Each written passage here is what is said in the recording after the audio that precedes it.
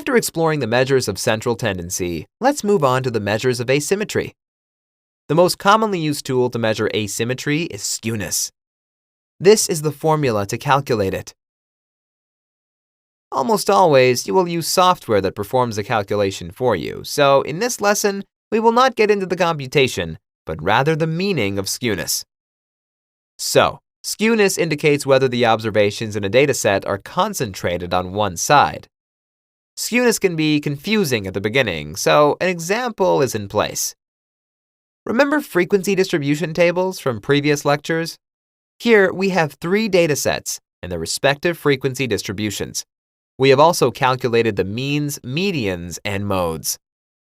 The first dataset has a mean of 2.79 and a median of 2. Hence, the mean is bigger than the median. We say that this is a positive or right skew. From the graph, you can clearly see that the data points are concentrated on the left side. Note that the direction of the skew is counterintuitive. It does not depend on which side the line is leaning to, but rather to which side its tail is leaning to.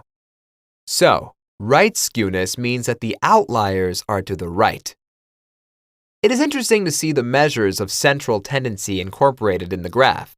When we have right skewness, the mean is bigger than the median, and the mode is the value with the highest visual representation.